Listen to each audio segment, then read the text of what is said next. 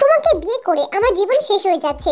সারা দিন কিচিরমিচির, আমাকে দিয়ে হয় না, আরো 5টা পুরুষ চাই। তারা সকলে ভালো আর আমি খারাপ। এটা বলতে বলতে একটি ছেলে তার স্ত্রীকে মারছে।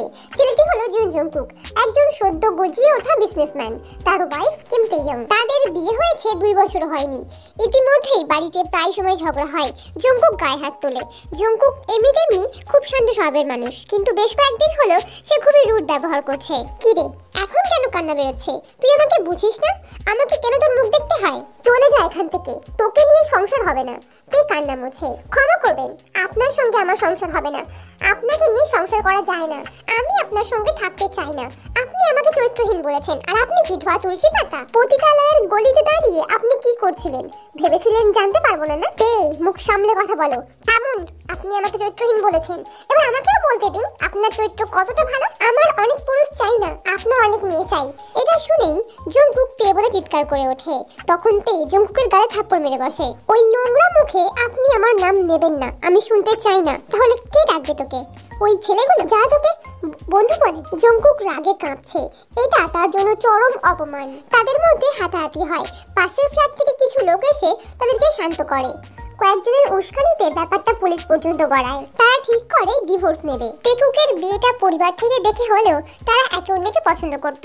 1.5 বছরের সংসার তাদের। ভালোই সংসার হয়, একে অন্যকে চোখে হারায়। কেউ তাদের ভালোবাসার সুনাম করতো, তো কেউ বদনাম করতো, আবার কেউ কেউ বলতো ন্যাকামি। জংকুক ভালোই ইনকাম করত। 1.5 বছরে সে তার ব্যবসাকে দাঁড় করিয়েছিল, কিন্তু কিছু মানুষের বাজে নজর আর কুমন্ত্রণাতে সব বিগড়ে যায়। একটু একটু করে 3 মাসে ডিভোর্স পর্যন্ত ব্যাপারটা আসে। এই হলো সুগা, অনেক পুরনো এবং নামডাক একজন লয়ার। আর এই হলো জিমিন, যে মাত্র কয়েকদিন হলো লয়ার হয়েছে। তবে এই কদিনেই তার অনেক নামডাক হয়েছে। তেকুক আসে তাদের ডিভোর্স কেস নিয়ে। জংকুক যায় সুগার কাছে, আর তে যায় জিমিনের কাছে। যেহেতু দুজনেই ডিভোর্স চাই, তাই এটা খুব সহজেই হতে পারত। কিন্তু তে জংকুকের উপর ডোমেস্টিক ভায়োলেন্সের আর জংকুক তের উপর অ্যাটেম্প টু মার্ডারের অ্যালিগেশন নিয়ে আসে। ফলে ব্যাপারটা জটিল হয়ে যায়। আবার যখন জিমিন সুগা জানতে পারে তাদের অপোজিটে কে রয়েছে, তখন তারা নিজেরাই ব্যাপারটাকে জটিল বানায়, যাতে একে অন্যকে হারাতে পারে। এখানে বলে রাখা ভালো, সুগা কখনোই জিমিনকে দেখেনি, কিন্তু জিমিন সুগাকে ভালো করে চেনে। তে জিমিনকে তার সমস্ত কথা খুলে বলে। সে বলে, ম্যাম, আমার স্বামী আমার উপর মিথ্যে দোষ দিয়েছে। তিনি আমাকে মারধর করে, ড্রিঙ্ক করে, ওনার অ্যাফেয়ার রয়েছে। উনি এতটা নীচ যে পতিতালয়ে যায়, আমার গায়ে হাত তোলে। আমাকে সাহায্য করুন। জিমিন তাকে পুরো ভরসা দিয়ে বলে হ্যাঁ, যে সেটাকে সাহায্য করবে। অন্যদিকে জংকুক সুগাকে সবটা খুলে বলে। সে বলে, স্যার, আমি অনেক বিপদে পড়ে আপনার কাছে এসেছি। আমার ওয়াইফ আমার উপর ডোমেস্টিক ভায়োলেন্সের অ্যালিগেশন নিয়ে এসেছে, কিন্তু ও নিজেই আমাকে খুন করতে চায়। আমি নিজে চোখে রেখেছি। ও অন্য ছেলেদের সঙ্গে ওঠা বসা করে আর আমাকে বলে আমার চরিত্র ঠিক নেই। আমি কিছু ভাবতে পারছি না স্যার, আমাকে কেউ সাহায্য করুন। মেয়েটার ঘোর প্যাচ আমি কিছুই বুঝতে পারছি না। তখন সুগা বলে, আমি আপনাকে বাঁচিয়ে নেব, কিন্তু একটা রিস্ক থেকে যায়। আপনি কি আপনার ওয়াইফের গায়ে হাত তুলেছেন? রাগে তুলেছি অনেকবার। সুগা জংকুককে জানায় যে সে বুড়ো হয়ে গেছে। আবার অপোজিটে রয়েছে জিমিন। মেয়েটা অত্যন্ত চালাক, একটা ঢিলেই আমার সব ঘেঁটে দেবে। আমি আপনার ওয়াইফকে জেলে পাঠাবো, আপনাকে চিন্তা করতে হবে না। না না, থাক, জেলে পাঠানোর দরকার নেই, শুধুমাত্র ডিভোর্সটা করিয়ে দিলেই হবে।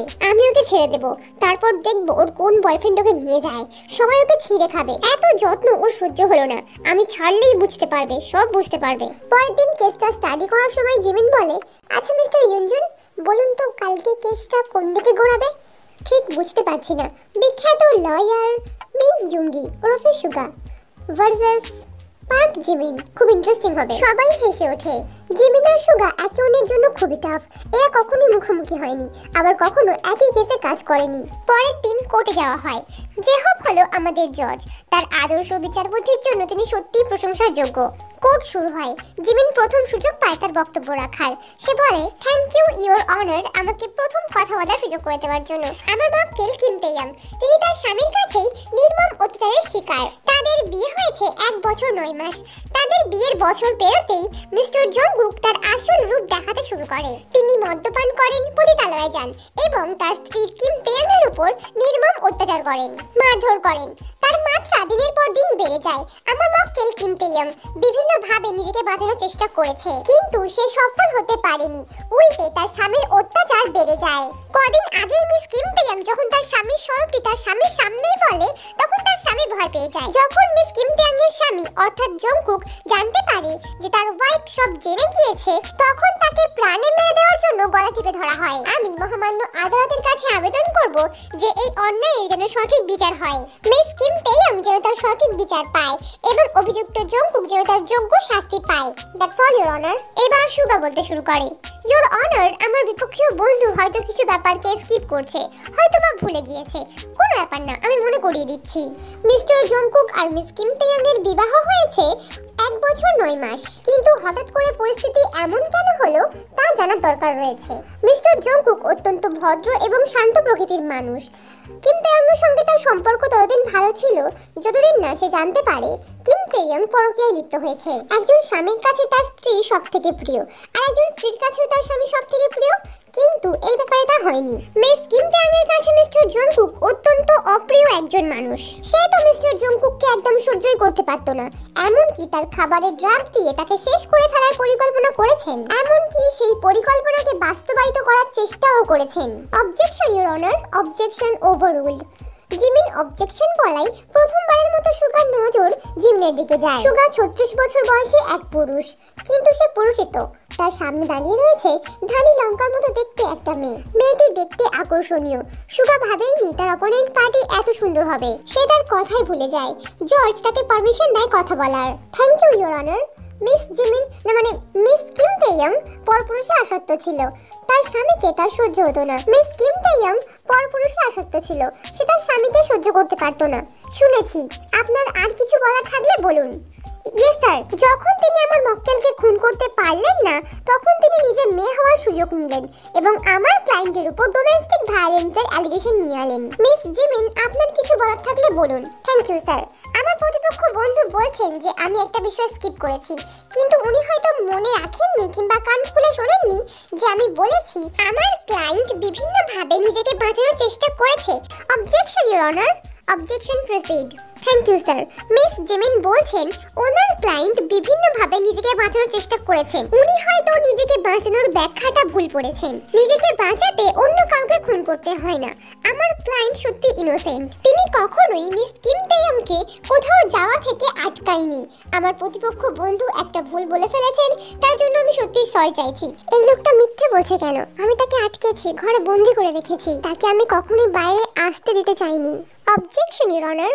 Objection proceed. আমার বিপক্ষীয় বন্ধু আমার হয়ে মহামান্য আদালতের সামনে ক্ষমা প্রার্থনা করে ঠিক যতটা না মূর্খামির প্রমাণ দিয়েছে, তার থেকেও অনেক বেশি মূর্খামি পাওয়া যায় তার অসম্পূর্ণ কথাবার্তায়। আমার প্রতিপক্ষ বন্ধু বারবার বলছে আমার ক্লায়েন্ট নাকি তার ক্লায়েন্টকে ড্রাগ দিয়ে খুন করতে চেয়েছে। অবশ্যই তাকে একটা ড্রাগ বলা চলে, কারণ সেটা একটা ঘুমের ওষুধ, যেটা আমার ক্লায়েন্ট মিস্টার জুন জংকুকের অত্যন্ত অত্যাচারের জন্য ইউজ করত। প্রচন্ড প্রেশার এবং স্বামীর এমন অদ্ভুত আচরণের জন্য আমার ক্লায়েন্ট কিম তেয়াং ডিপ্রেশনে চলে গিয়েছিল এবং সেখান থেকে বেরোনোর জন্য এই মেডিসিনটা ব্যবহার করত। এই বিষয়টি বেশ পুরনো। আমার মনে হয়েছিল এই কেসের জন্য এই বিষয়টি সম্পূর্ণ অপ্রয়োজনীয়, তাই আমি দেওয়ার প্রয়োজন মনে করিনি। I am sorry your honour. কিন্তু আমার ক্লায়েন্টের উদ্দেশ্য তাকে খুন করা কিংবা তার ক্ষতি করা ছিল না। মিস্টার সুগার কথা অনুযায়ী মিস্টার জুন জংকুক কিম তেয়াংকে কখনোই কোথাও যাওয়া থেকে আটকায়নি, কিন্তু সে যখন ফিরে আসতো তখন যে পরিমাণ ব্যথা যন্ত্রণা আমার ক্লায়েন্টকে শাস্তিস্বরূপ ভোগ করতে হয়েছিল তা বলার বাহিরে। মিথ্যে বলছে, মেয়েটি মিথ্যে বলছে। সে আমায় আটকে রাখতে বারণ করতো, কিন্তু কখনোই আমাকে আঘাত করেনি।